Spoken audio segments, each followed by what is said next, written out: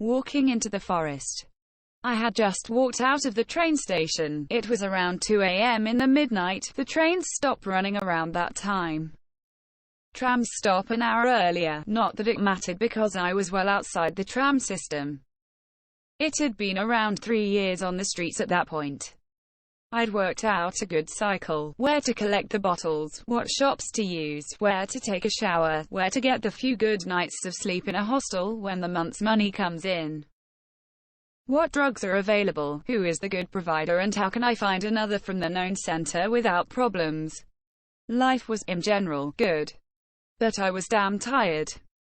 It was midwinter with 5 inches of snow and 20°C temps, or so. I had gotten sleep sparingly in the last few miles. That means around 2 weeks with less than 1 hour a night of sleep. I can usually do 2 to 3 hours of sleep on a good train connection, but you see, it had been cold, and I couldn't get sleep on the train due to the heavy amount of people stuffing themselves to the large enough for a teen in summer seats. So taking up space was frowned upon, and then told to the staff. So sleep had been even more sparing than usual. Normally I get 3 to 4 solid nights of rest at a hostel when the money comes in, then I survive 3 weeks or so on what I can get in trains and trams. It was workable.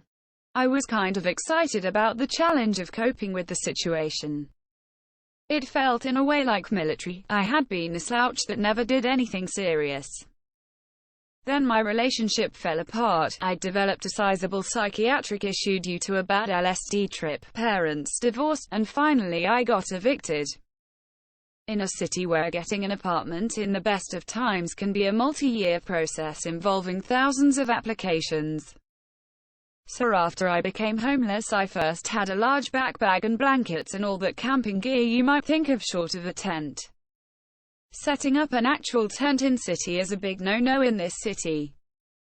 Then as time went on, almost everything became unneeded and simply more stuff you have to haul around. I had my laptop, earphones and recharger, and mouse, and usually food for 2 days or so. And nothing else. By this time it had long become clear that the ways out are either through the external or internal prison. In that either I commit a crime, get myself committed, and go through the system like that, or I show up at the homeless shelters, something I had thus far not done. I knew the places for what they were: Hell's Front Mansion.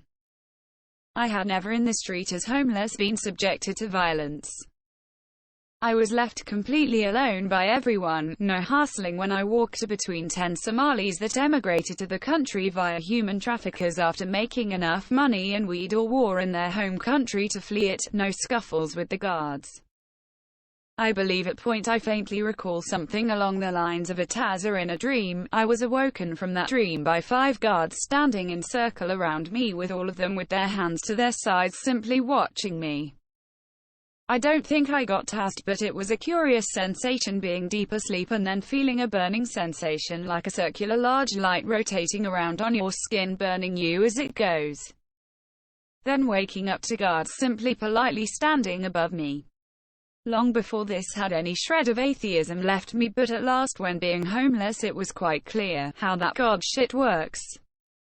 So anyway, there I was, with around an hour at most of sleep a day for 2 to 3 weeks behind me, on my 5th or so year of homelessness. And it was winter. And damn it all if that forest didn't look tempting. By this point I was hallucinating audibly quite a sizable amount. Trademark, to me it was and still is my guidance spirits, as is in shamanism. But if they weren't too starting to fade like morning mist, the guys telling me stories of my wife and children and how much they would like to be found and made, respectively. That compelling future has better parts, since this is like military training, wasn't compelling. So yeah. At that point I was still debating smashing someone's head in with an energy drink can or going to the homeless shelter finally. I had a few good candidates in mind for both options, but I was still thinking of the next move. Until then I would just wander around, like Polybius, writing notes and talking of what to do next. Usually in my head, out loud is less efficient.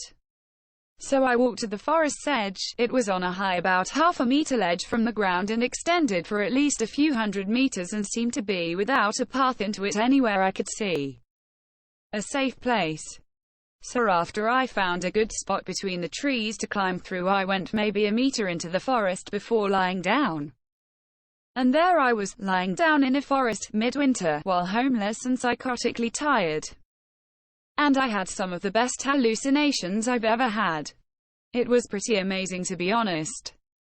But after a while I got the feeling of trying to sleep while listening to music, like you become the music and are fully aware, and it felt like I was knowingly lying in danger and telling myself, yeah, no.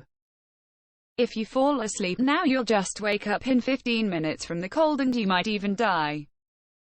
And I'm just there, eyes open, closed, open, not really feeling the sense that tiredness when you are 2 days without sleep is. It's not a warm fuzz nice feeling you slide into in a comfortable bed after hard work.